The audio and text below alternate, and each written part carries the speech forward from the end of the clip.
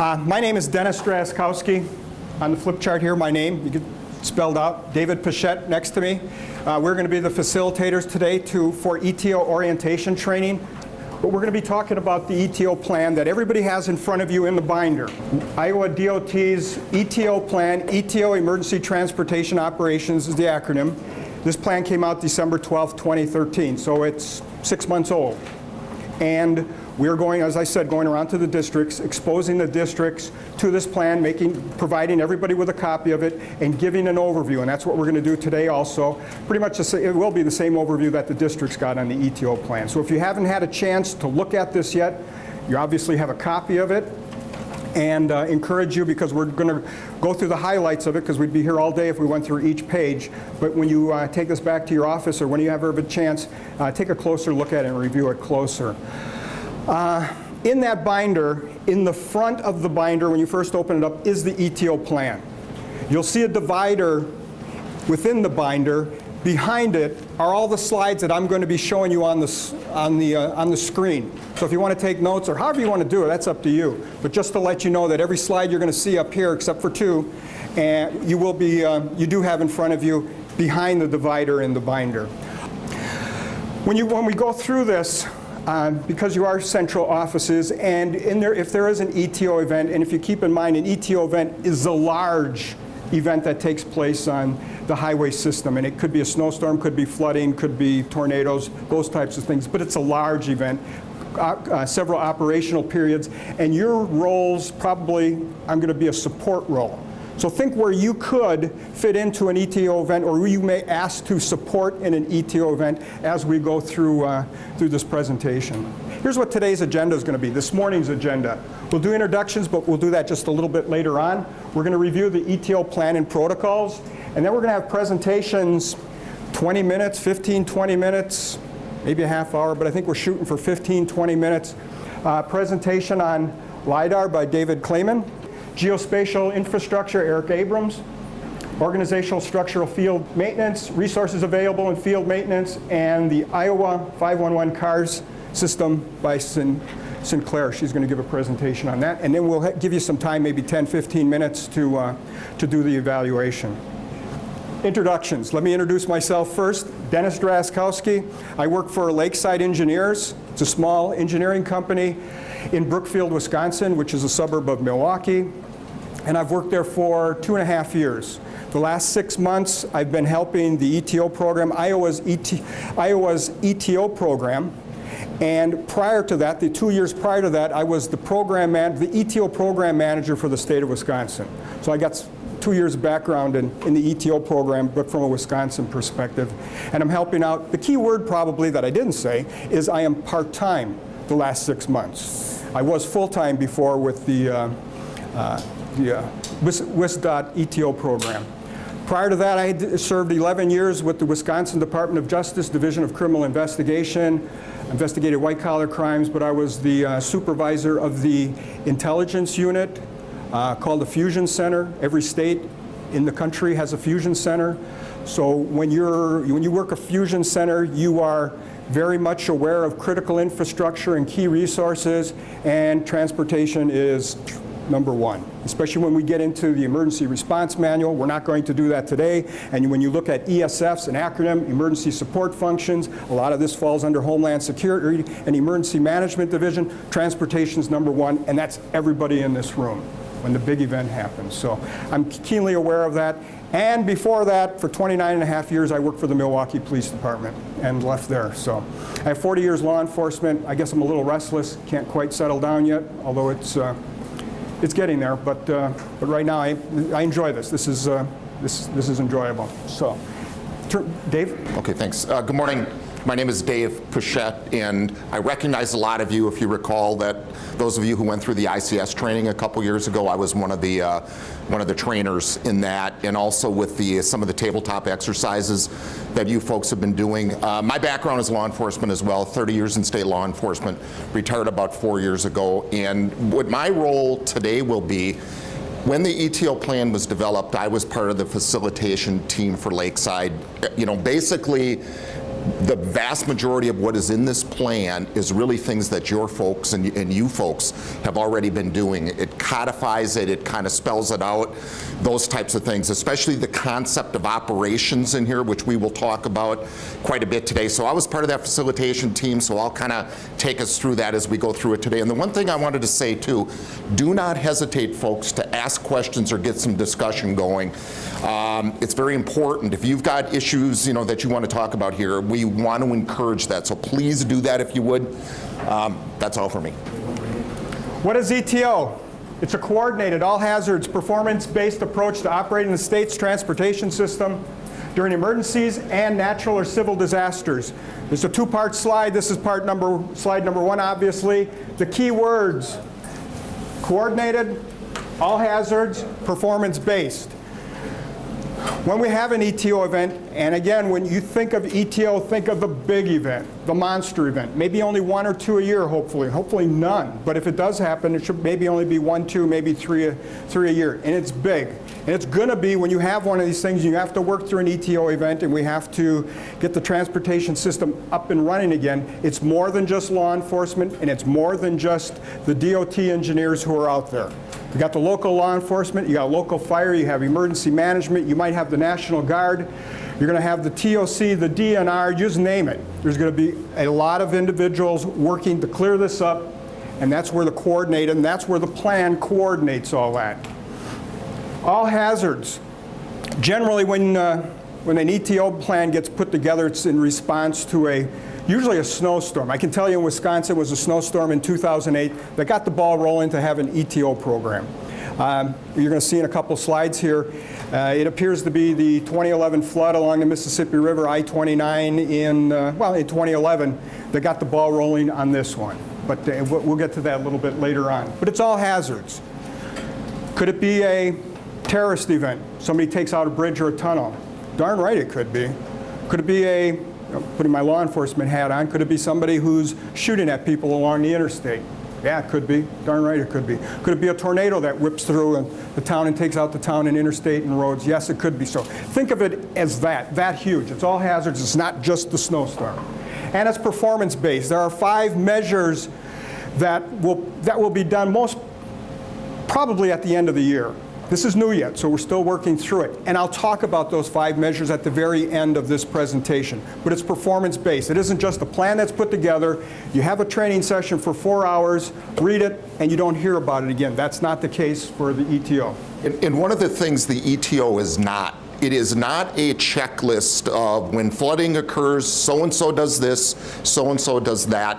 Like Dennis said, this plan coordinates and provides for that structure for a lot of different organizations, disciplines, that type of thing. And we're going to take a look at some slides here in a few minutes of some what we would probably think would be ETO events around the country that are transportation related. And as you watch these things, just think about the partners you would have to coordinate with, not only your local state partners, the State Patrol, Iowa Department of Transportation.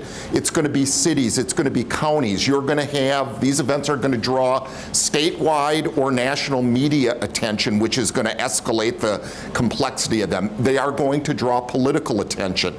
So you will not, from the level you folks are at the executive level, will not only be interacting with the folks that are actually doing the work in the field, but you're also going to be interacting with the higher level political folks, policy types of issues, legal types of issues.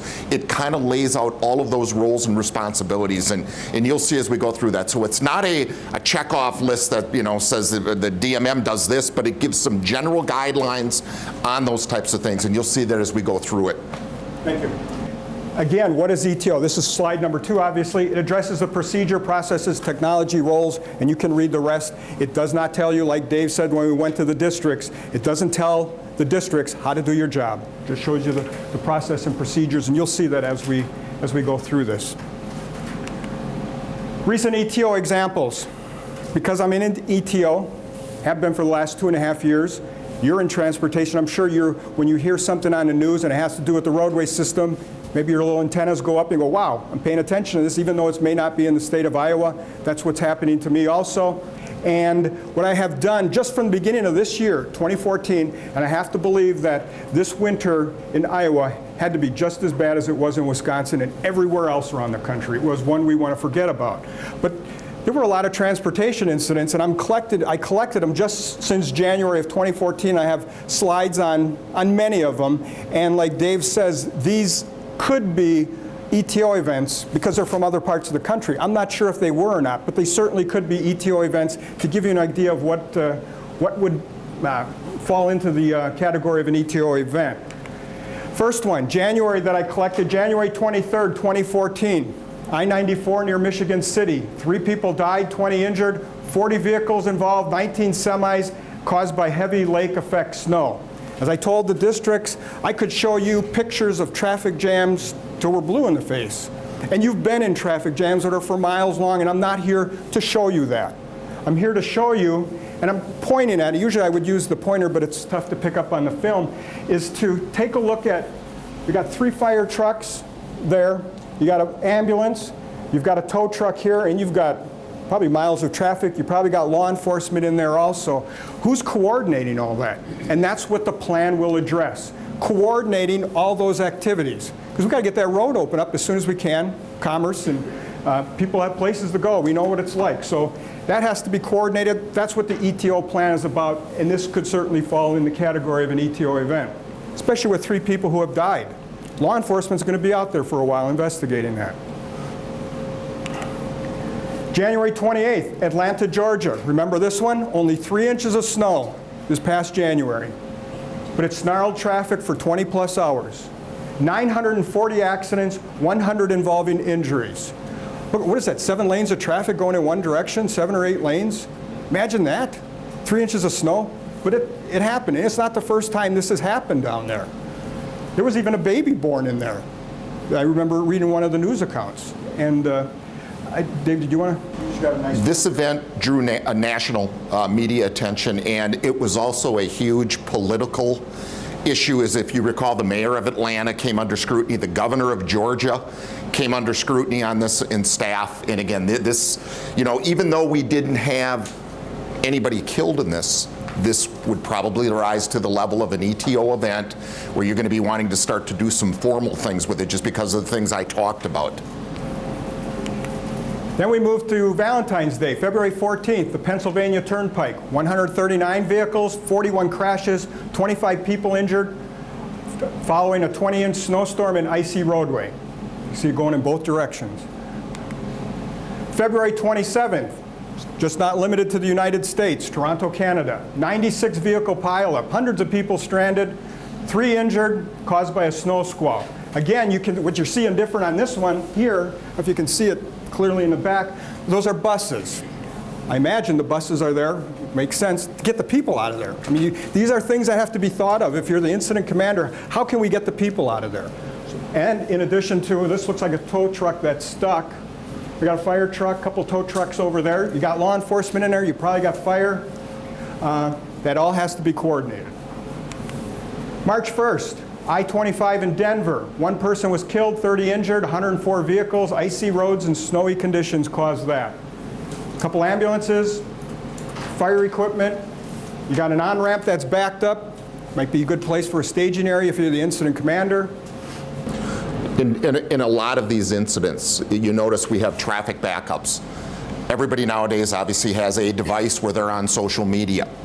I know you folks are doing a lot of work here in social media. Government, I think, as a whole is a little bit behind in coming up to some of those standards with social media, because what's happening in there is every teenager or every individual that's stuck in that mess is either Facebooking or Twittering their mother or their father or their spouse at home, who is then going through you folks for answers and all of that type of stuff. We are seeing that more and more, and it's only going to increase, making these events more complex as they go.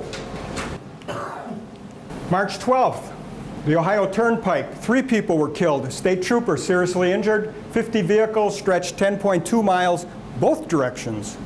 Blowing snow and whiteout conditions. So the ETO obviously stresses safety to the motoring public, but also to the first responders. And that's what we did convey to the districts when we went there. We got state trooper seriously injured. This one you don't have in front of you, because when I put this together and we went to the print, this came up after that.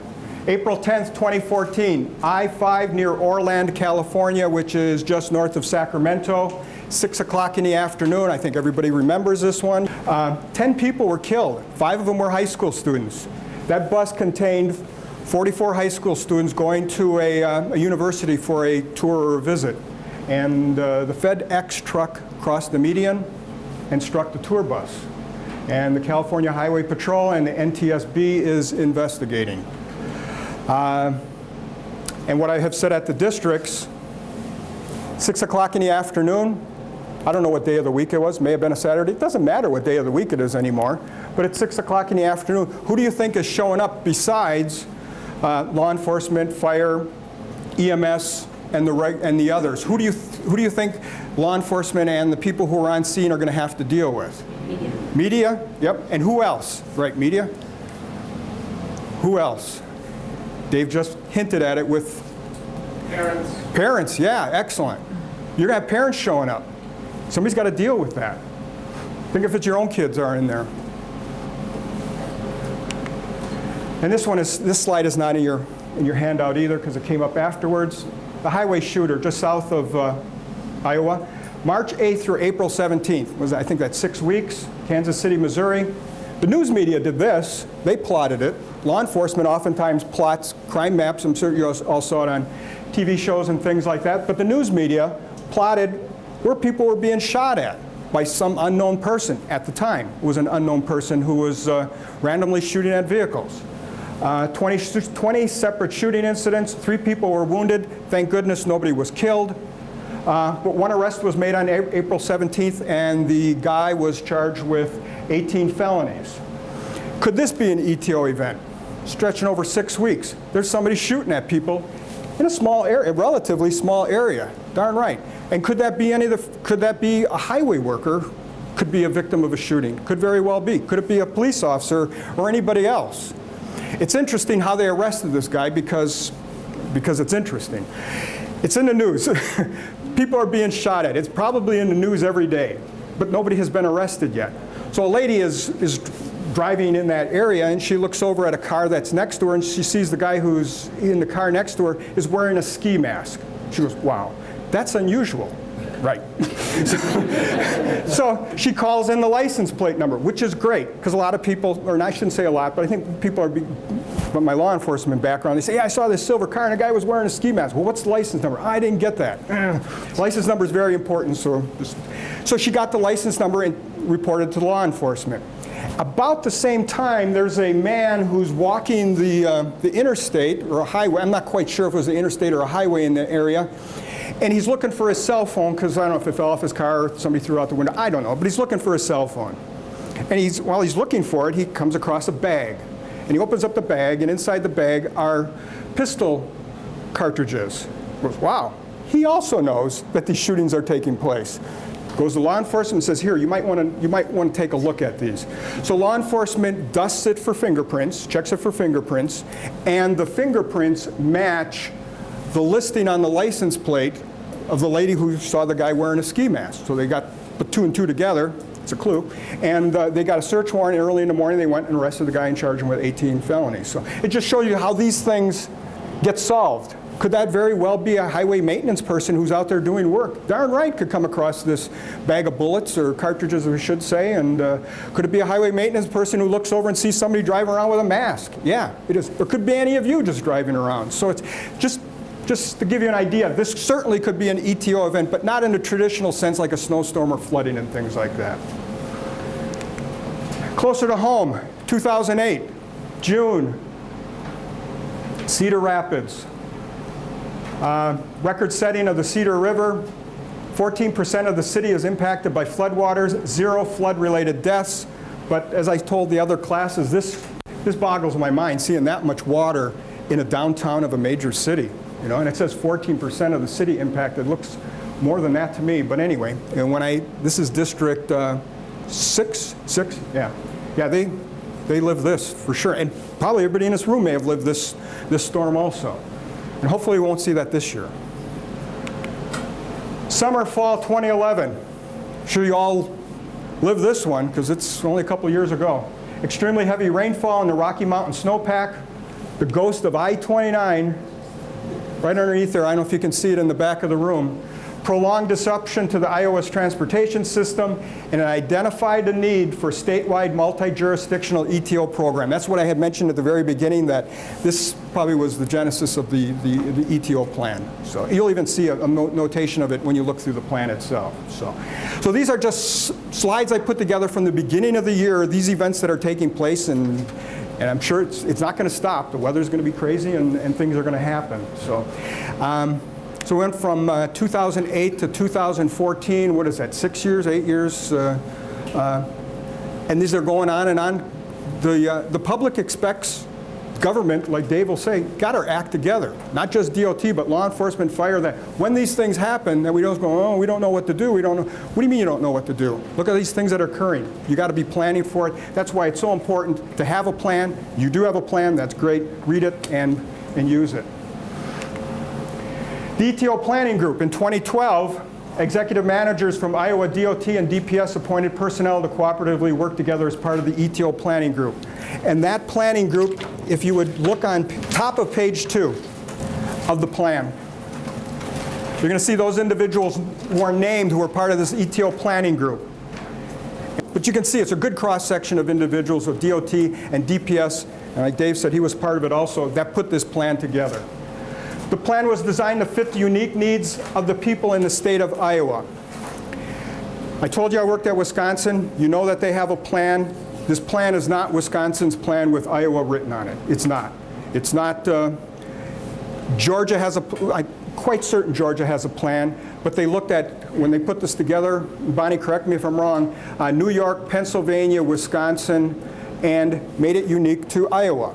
An example to show you how Wisconsin, just one example of how Wisconsin and Iowa are different in regards to DOT. In Wisconsin, there are 72 counties. In the state of Wisconsin, the DOT, the Wisconsin DOT does not own snowplows, does not own dump trucks, does not own graders, does not own mowers. That's all contracted out to the counties. 72 contracts with each of the counties. And they do the plowing, they do everything that goes with maintenance, with the interstate system and the state highway system. In Iowa, you know it better than I do, you own the plows, you own the graders, you own all the equipment for maintenance. So that's just, and you have 99 counties, I believe. So that's one difference with Wisconsin and Iowa. The plan codified many activities and initiatives that DOT and DPS were already engaged in. And I think that's important. Like I said, you folks for many years have been doing things the right way. When you take a look at a state like Iowa, similar to most states, things are a lot different around Des Moines than they are up by Waterloo. It's very difficult sometimes to put together a plan. A plan's got to be flexible to allow you that flexibility, because what's an emergency down here may not necessarily be emergency up on Highway 20 up north. So that was taken in mind as the plan was developed, and we'll point some of those things out as we get into it. National best practices were used to formulate the development of the plan. I told you those states. Director Trombino and Commissioner Noble strongly endorsed the ETO plan and commend the ETO Planning Group for its members. Please take a moment to look at almost the very first page. It's the letter that is signed by Director Trombino and Commissioner Noble. And I want you to take a look at the third paragraph. But the third paragraph, it says, "We endorse this ETO plan and commend all staff and managers who participated in its development. More importantly, we direct all employees of our two agencies to become familiar with this ETO plan and, where appropriate, apply it to your daily work duties and responsibilities." The mission: to prepare for, respond, and recover from all types of events. Keywords: prepare, respond, and recover. You'll see that several times. To communicate with internal and external partners to promote the mobility and safety of transportation users and first responders. Again, it's the coordination, and not just government. We got towing companies, bus companies, and the such. That all has to be coordinated. Communication is vital, is key. Sustainable and performance-based programs. Sustainable. It's here to stay. It isn't, again, like I said, it's, okay, we put the plan out, we taught everybody, it's on the shelf. Not true. And it's performance-based, which will be towards the last slides. The mission also is to minimize transportation-related impacts of emergencies on the people, property, environment, and economy of the state of Iowa. And one thing, too, which is really important, especially nowadays, as we see on the media every night, storms, at least we're told, are getting more severe, more complex. We're getting much more of that stuff. The major criminal activities that are occurring around the country, it's government's responsibility at every level for the safety of their people and the citizens. And when you look at a state like California is interesting. Every state employee in California in their position description has information in there that says, you know, your job duties, it spells them out. If you work for DMV, your job duties are this, that, and the other thing. They also have language in there that it is emergency management. Every state employee in California needs to be prepared to switch gears from doing DMV work into an emergency management role. And you're seeing that occur in a lot more areas nowadays. Typically, government has fewer employees now. They're going to have to use all sorts of employees during major emergency situations. And again, that's something to watch. I don't think that's going to go away or lessen as the years go on. Okay. Where does it fit the ETO program in the management structure? See the handout on your table. You don't have a handout on your table. This is the handout that you were supposed to have. This is going to change. It's the old structure. Well, it currently is the structure, and it's going to change, and it wouldn't be fair to hand this out, and in a short amount of time, the flow chart changes. But right now, the ETO program falls on the responsibility, and it continues to fall under the responsibility of Bonnie Costello, under the Office of Traffic Operations Director, John Corbin. That's where the ETO program falls under. But you don't have a copy of this because it would just cause confusion, but I do need to mention it. When is an ETO level response warranted? This is important because people at ETO, when do we have one of those? Is it when the truck rolls over? This is the example. This is the definition, I should say. It's an exceptional, that's why I underline the word, natural or man-made event that disrupts or threatens imminent disruption of the normal flow of traffic on Iowa's interstate highway corridors or on a large portion of the Iowa state highway network that is best dealt with by an extreme response that exceeds the normal daily operating procedures or capabilities of DOT and DPS. To emphasize that, if you would go to page 3 of the plan and look towards the bottom. This will be the last time I have you look at the plan. But you'll see some bold print that emphasizes this point. The daily routine traffic response operations of the two agencies, that's DOT and DPS, are not the objects of the ETO program. Only exceptional events or incidents will warrant an ETO level response. These events will be infrequent and non-routine.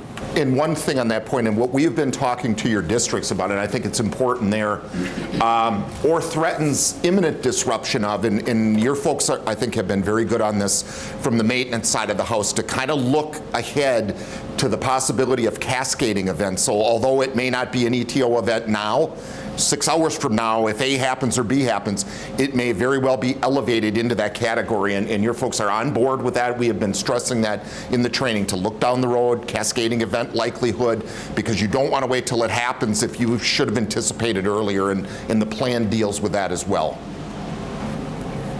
Transportation emergencies have 3 priorities, 3 being the least, going up to 1 being the highest. And you want to talk on this, Dave? One of the reasons when we facilitated structuring of the plan, we wanted to make sure that folks didn't think that everything that they respond to, we'll talk about the maintenance folks or state patrol, that everything they respond to, they got to start following ETO protocols, because that's just not the case. And sometimes folks get a little leery of that. So what we took a look, and you'll see it when you have a chance to read through the plan, is we've kind of categorized events into 3 categories. Priority 3 event is the lowest, and that's in keeping with NIMS language. That's the way they do things. Those are going to be the things that your folks deal with 99% of the time when they're out on the highway structure. They go out, they use their policies and your normal policies, procedures, they deal with it, they interact with who they need to interact with, they inform their boss if that's needed in normal protocol, and that's basically it. We start getting into the type 2 events, and God forbid the type 1 events, those become more of these formal ETO events. So they're broken down into 3 priority levels. You guys will see those as you look through it. Continuation of a priority 3 event, normally short, 30 minutes to 2 hours. Then we jump up to a priority 2 event. Adverse impacts on transportation, longer in duration, as a guideline, 2 to 24 hours in length. And one of the issues with the time frames, and I know we interacted with the maintenance managers quite a bit on this, you may have an event that's going on, way up north in the northwest part of the state that maybe is going to impact transportation for a whole day up there. But you might have good rerouting, it's maybe not a big deal. That doesn't necessarily, just because of the time thing, does not necessarily make it a priority 2 event. That's just one of the factors. If you have that same event down on Interstate 80, it probably is a higher priority event. So we dealt with that with the maintenance managers. I think everybody's on board with that. That it doesn't automatically kick in an ETO response because of the time thing. It's just one of the factors to evaluate. Has a potential to generate significant media attention, normally requires a formal activation of the ETO plan. Say normally, not always. Iowa DOT EOC is partially activated. Does anybody have any questions about what the department's Emergency Operations Center concept is? Is everybody pretty good with that? Okay, good, because just a couple of quick things. When we talk about partial activation, that could be virtual. They may not physically go to a building. It may be a conference call where people are talking. The ETO group supports on-scene command and those types of things. And I think everybody on here seems to be pretty good with that. So, then we jump up to the priority 1 event. Covers an extensive area of the state, results in threats to or loss of life, likely to extend through multiple operation periods, more than a day. Generates significant media attention, requires activation of the ETO plan, usually requires the assistance of multiple district regions or other departments, and the Iowa DOT EOC is fully activated. The roles and responsibilities is an important slide in the ETO. This is really what kicks off the concept of operations, and I'm gonna just say some big picture terms on this. What the plan does is it basically groups people into roles and responsibilities. For instance, on-site incident commander, well, that's typically going to be your maintenance supervisors, Iowa State Patrol sergeant or trooper or whatever it might be. In the plan, and Dennis will cover these in a little bit more detail, it talks about the major roles and responsibilities of those folks that are going to be an on-site command, who they contact, who they notify, that type of things. District management then would be the next layer of that. Your DMMs, DOMs, DEs possibly, some of the folks that are that next higher level of management that the on-scene folks are going to go to for coordination assistance, guidance, whatever it might be. The plan gets into their roles and responsibilities. State Patrol Communication Center, because this plan is a joint plan with DOT and ISP. It talks about what their roles and responsibilities are on one of these big ETO events. The Traffic Operations Center, same thing. Department Emergency Operations Center, which we talked about. And then I think a lot of you folks in this room fit into that bottom bullet, the department executive staff. It gives kind of a big picture overview of who should be contacting you, kind of your overall general roles and responsibilities on one of these things of support, legal guidance, all that type of stuff that the executive group would typically do. Some of the examples of that we talk about a lot of times. You got a situation where, let's say, the folks on scene need oversized, overweight permits suspended. They typically don't have the authority to do that, but you folks know the process to get that done. Coordinating, the bigger social media types of things now is not going to be done from the scene, is going to be done more at the executive level. So all that kind of, the ability to spend more funds during times of emergency, they're typically going to be going, the district management's going to be going to you folks to get that authority. So that kind of separates that. So the concept of operations is really kind of built on this, what different groups of people do, who they contact, those types of things. And what I will do now is, under on-site incident command, Dave just covered that, are the on-scene tasks. In your book, I believe, well, it's going to be, I think, 4 or 5 slides here. I'm going to go through each of the bullet points rather briefly, but they're also laid out in your in the plan also. So the on-site incident commander is doing these things. They're assuming unified command if appropriate and co-locate at a designated command post. And that's a really important concept, especially when you're dealing with ISP, when the DOT is. It's getting those decision makers together on scene so we can ensure that the two organizations are coordinating. And any other fire departments, whatever it might be. And we get into a pretty lengthy discussion about this whole concept with the field folks, and we're not going to do it here today. But that really is critical. That is the key to get the decision makers in the field together and talking. Ensure command is communicated to all personnel. So those who are responding, the other first responders, they need to know who's in charge here. And that person who is in charge needs to let everybody know it's me. Not because they're on an ego trip or anything, because it's their responsibility. And if incident command gets passed on to somebody else, there's a process for that. But it's so important for first responders when they arrive. Who do I respond to? What do you want from me? What resources? Who do I go to? Those kinds of things. You got to know who the incident commander is. In a big part of that, it is that accountability. If nobody takes command, who's responsible? Well, we thought you were doing it. Well, we thought you were doing it. And we've really been stressing those points to have that accountability at the field level with the representatives of the different disciplines or jurisdictions that are involved. And sometimes that's easier said than done, but that's what we're striving for. And that's kind of how the plan is laid out in that regard. Yeah, the on-site incident commander is also conducting an initial severity assessment.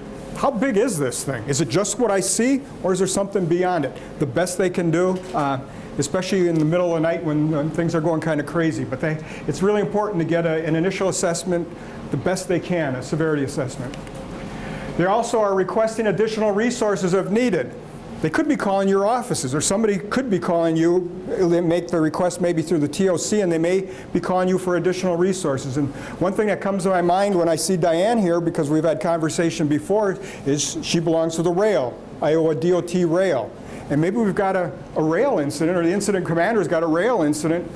Call your office, or somebody get a hold of your office to get a hold of contact people who might be able to help out through the federal agencies and stuff like that. So you may be getting a call as a support from the, I'm not so sure it'll be the incident commander, but it may very well be from the TOC. Coordinate with local resources as necessary. It's going to be at the local level. It's going to be at the county level. Could be working with the sheriff, local police, fire. Notify district management at DOT and DPS and provide a briefing. Let the bosses know what's going on. I think many people in this room are bosses. It's got to be, and I was a boss too for many years, and it's a point of frustration is you know something's going on, and you know they're busy as can be. Please, I'm sure you do take that into consideration, but what the heck's going on? Because my other phone is ringing here from my boss, and I got to let them know. So we're really stressing that we did stress it at the districts. You got to let the bosses know what's going on. Establish initial incident objectives. Establish the initial ICS structure towards accomplishing those objectives. Determine if command should be transferred to a higher level DOT and/or DPS supervisor. Continue to monitor situational awareness and communicate changing conditions. You got to let the TOC know what's going on. One thing about that, and I know for you folks that went through the ICS training, we stress that when you look at after-action reports from major incidents, usually one of the weaknesses that you'll find in there is lack of situational awareness. The decision makers, the managers, the folks at central headquarters, whatever, weren't getting timely information about what was going on in the field. And again, that becomes one of the responses. It's kind of a two-way street, but it really becomes the responsibility of the on-scene commander to make sure to the best of their ability they're communicating everything they know up so they can get it up to the decision makers and all these different types of things. And again, I know a lot of times that's easier said than done. We still struggle with that sometimes in the country, but I think we get better with technology, and you folks have tools with cameras and all the different things that you have. Again, I think we're making a lot of improvements there, but it's always a work in progress. Then they need to document department response information on their tablet, piece of paper, clipboard. We don't care, but you got to document, and I'm sure many of them do. Conduct briefings and updates to district senior management. Notify the DOT, TOC of the incident. TOC is the Traffic Operations Center. Then we go into district management, DOT and DPS. They assess whether the incident is an ETO event or not. They determine whether the incident command is established at the appropriate level. They respond to the scene and assume command, reassign command, or leave as is. That's up to the DMM or the DOM or I don't know if the DE would go out there, but it's up to them to decide. State Patrol, Yeah. captain or lieutenant, that level, yeah, it really falls into this because they are really a critical point because they become the point of contact from the field units to the executive group and that type of thing. But as Dennis said, they have the authority to respond and take over if they need to do that. But that lays out, again, and you talked about the DMM, and that's kind of the level. We didn't necessarily list them all in there because that can be fluid and change depending on the type of scenario you're dealing with. District management also assign the resources necessary to mitigate the incident, develop an effective public information strategy. And when we talk to the districts, and if there was I think the term you use is a planner who is also the field services coordinator. I think they put two hats on, or it's the same hat, not quite sure. To me, because I am a media person, I'm not a media person, so to speak. I believe in the media, and in law enforcement, that's a little unusual, but it's so important to communicate to the media. You got to let them know we don't need you going down I-29 because you can't, or you need to stay home because the roads are impassable, or whatever term you want to use, and you got to get that message out through. And I'm so glad to see Andrea here with strategic communications, because we have one slide on that. But when we talk to the field services coordinators, and they all seem to be on board with communicating with the DMM and with the scene, so that the message that they send to strategic communication that goes out is the one message, that it isn't three different messages, and it's approved by the incident commander. And you usually deal with two challenges in that area. One of them is communication that is emergency in nature. Like Dennis said, the road's out or the bridge just washed out. People need to evacuate, whatever it is. But then there's also the more long-range part, which is policy statements and all that the department. So, working on that strategy, and I know you folks have works in progress on this, very important, and the social media part of it, obviously.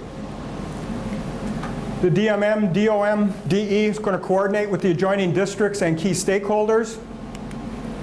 They're also going to contact DOT ETO staff to arrange for an executive staff briefing. They're going to coordinate with the DOT EOC, the manager, to determine if the DOT EOC, Emergency Operations Center, needs to be activated. That's all done at that level. State Patrol Communication Centers. They maintain contact with the State Patrol troopers, motor vehicle enforcement officers, and the TOC. They provide public information for incident-specific events, such as crashes, hazardous spills, and the like. Just one thing on that. We had some of their communications folks in some of our ETO training, and I'm not going to get into all of the things that they provided, but I think the one recommendation as you guys go forward with more of your media strategies is they may be someone to include, because there's certain things they will do and certain things they won't do from their centers, and they just wanted to make that very clear. So I just throw that out there for something to consider, that you think about them when you're doing it. The communication centers also provide ETO notification to district management and local first responders. They maintain situational awareness and communicate to district management. Then we have the DOT district responders, the HMSs, which the bulk of our presentations, that's who was in the room. And that would be the level from the engineering side, the first responders, or designee would normally be DOT's first point of contact. They contact the TOC with the initial incidents of what, where, and when.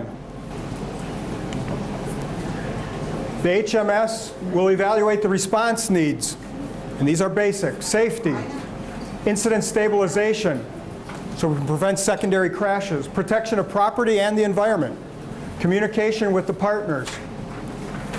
HMS will also coordinate the DOT maintenance garage resources. They will also notify the district maintenance manager or the operations manager. They will also provide the TOC with regular status updates as the incident progresses. They also provide public information as directed. And that what we clarify at the districts is they won't be, unless they're instructed to do so or been trained or whatever, but because there was concern from the HMSs, do I have to make the public statement for DOT now? No, but maybe if it's to tell the news media, like right now my truck is parked here because the bridge is out and the public cannot come this way for an emergency nature, yes. But as it gets more involved, that, oh, this truck did this and this car did this, no, that's going to be worked out at least that's the way we see it, would be worked out through strategic communications and with the field services coordinator and the like. Follow the incident command system principles. We went into length with that with them.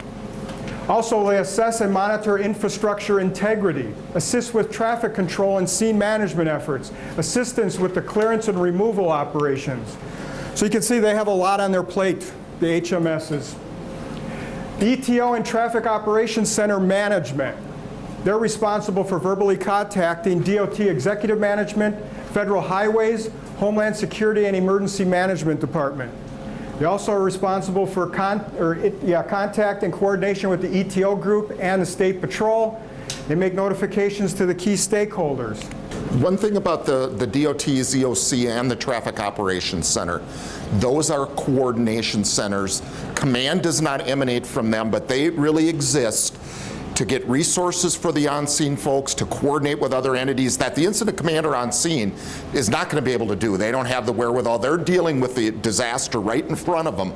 The ETO group at TOC, like I said, they're gathering info. They're briefing executive officials. They're updating the 511 system and contacting neighboring states and all of that. So those are two coordination entities. And typically, you know, like I said, the maintenance managers, whatnot, supervisors are going to be going directly with info to them so they can do that job. The ETO manager will also initiate and facilitate preparedness briefings and facilitate operational briefings. And a very good example of that is the briefing we had yesterday at 2 o'clock. Some of you, maybe many of you were on the call. The one that's going to be at 2 o'clock this afternoon regarding the flooding in the western part of the state. Maintain statewide situational awareness and communicate event status to the director's office and executive management. They also participate in weather webinars, coordinate public information strategies with strategic communications, and coordinate traffic incident management initiatives and critical resource allocation. Maintain status of roadway conditions statewide and facilitate after-action reviews. And we'll talk about after-action reviews in a couple slides.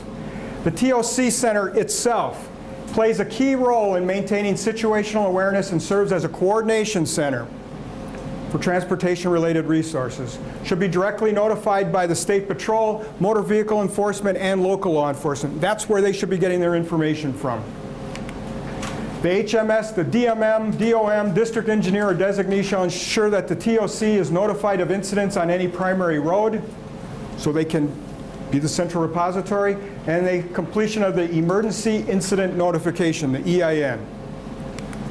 The operators have additional tasks involving communication with external stakeholders, public message boards, 511, DOT offices of neighboring states. Dennis, one thing about that, and coming up in a few months, you folks are going to be taking a look at doing some joint exercises with some of the locals. Fire departments, county government, whatever, depending on the area and that type of thing. So it's really important that you kind of handle the internal with ISP and within DOT, but there's a lot of other partners too. So I think those exercises will be very good to start opening the doors, because I think it's important that those local partners understand that the DOT and ISP have this plan as well, and they probably should have some familiarity with what it is you folks will be doing. That way they can integrate, because oftentimes you need those resources or that assistance. The responding agency, along with the HMS, the DMM, DE, or designees, will report to the TOC any changes and termination of the incident. Very important. It's over with. The TOC needs to be aware of it. Everybody just doesn't pick up their things and leave, and meanwhile the TOC thinks, yeah, the highways are closed and messages are still on the boards. You got to let them know. The DOT EOC will generally include representatives from DOT, ETO staff, and others as necessary. Identify appropriate DOT EOC staff and notify them. Activate the DOT EOC facility. Department executive staff. This is probably where most of you would probably fall under this category. Provide policy support for on-scene incident command. Ensures an effective public information strategy is implemented. Provide legal guidance support to on-scene command. Ensure interdepartment activities are being coordinated. Office of Strategic Communications will handle internal, external, public information, and social media. Good. Demobilization requires coordination. Now that the event is over, now we need to pick up our things and get back to work, our regular duties. Requires coordination between the on-scene incident command, district management, the DOT, EOC personnel, and department executive staff. A verbal or written strategy is required depending upon the complexity of the incident. And one of the things we talked about here with the districts on demobilization, you get some of these very large events, you may be into scenarios where you have to leverage private resources, contracted resources, whatever. You may not have enough internally to do it. A lot of times, that to have written strategies on when to let that stuff go, to make sure that effective documentation is being done for the finance people, all of those types of things. And we talk quite a bit to the districts about that issue. I'm sure some of you folks, finance would probably get into a lot of that as well, but that should be more of a formal process. Sometimes during, disasters, it's just we need stuff comes in, it's not managed. So making sure that on scene, they're checking that stuff in, they're logging who's there, they're making sure that things are used when they come and they're not sitting for long periods of time, all of those types of things. And then when they're no longer needed, making sure that they're released so that we can turn the meter off for cost and those types of things. After action review, AAR. I'm pretty passionate about this in my former positions. The ETO response is not formally complete until after the AAR is completed. And what we like to do is we like to have them completed within a week and a half, while it's pretty fresh in everybody's mind. May be difficult to do at times, especially if it's over the holidays and such, like snowstorms can be, but you got to have an after action. We got to document, you should be documenting out on the scene, but we needs to be documented, like the last bullet point says, what happened, why it happened, how to sustain our strengths, and how we can improve upon weaknesses. I think everybody in this room realizes the value in an AAR, but I think the feeling is once this event is over with, it's a nightmare in your head, and let's just forget about it. We've got one more step. Let's just do an after action. What went well? Where can we improve? And the ETO program office is responsible for facilitating these AARs. ETO performance measures, as I had said before, there are 5 of them. The annual ETO program report. That is it's an annual report. Like many of your offices may produce an annual report for upper management or maybe for the public. The ETO plan is written into it that they'll do an ETO annual report, and they're going to talk about the noteworthy events, the ETO events, all the things that are performance reviews, things like that go into the annual report. The basic information that would go into something like that, and as the first word says, it's going to be done annually. Annual performance measures. There are 23 program strategies. If you want to look at it later on, it's page 41 through 43. Yes or no, yes or no, yes or no, yes or no. The ETO program, we're doing this, doing that, yes or no, and that will be reviewed every year, all 23 of those strategies. And that will be reported into the ETO annual report. The annual report card. That is, there are 6 activity tracks in the ETO plan. And the ones, and you can take a look at them later on, they're on pages 27 through 31, and they're ranked low, medium, and high. The ones that are ranked high are the ones that are reported, just like in school, A through F. If it gets an F for a grade, it's reported on. Why is this area getting an F? Mind you, this plan is only 6 months old. We haven't gone through these yet, but that's something that obviously you're going to have to be, or is, being taken note of as we go through this right now, as we go through this year, so that when we do these performance strategies that we have ammunition, so to speak, to fill it out. Periodic self-assessments. Your office, depending what office you're in, you may get involved with that. The districts for sure. That is Annex E in your binder, or in the plan. And it's a self-assessment. It goes to the districts, and the districts have, the self-assessment has pre-written categories. And it's a rating scale, 0 to 50 or 0 to 100. I think it's 0 to 50. And the question would, I forget exactly what the questions are at this time, but you can take a look at what they are. And at the district, you would rate it in regards to the ETO program. Are we following this? Do we need more training? Do we need more equipment? Is the policy good? Is communication good? Questions like that. And they say, 0 being the lowest and 50 being the highest, you would score it. I think it's written, my memory escapes me right now. It may be done individually, given to somebody, and then they get together as a district and submit a district report, or they may get together as a group within the district, complete it. Nonetheless, it gets sent down to headquarters. Some offices in Central Complex will be filling this out also, and then goes to the ETO office where it'll be compiled, all the information, and what we're really looking at, or what the ETO office is looking at the weaknesses. Where do we need to improve? That's why they're doing this. It's performance-based. That's the purpose for that. One thing about this tool of performance measures and assessment, all too many times plans get created and they get put on the shelf and nobody ever looks at them again.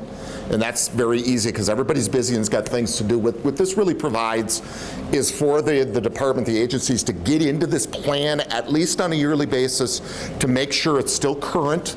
Any changes, Dennis talked about it, the annual ETO plan update, it's going to change.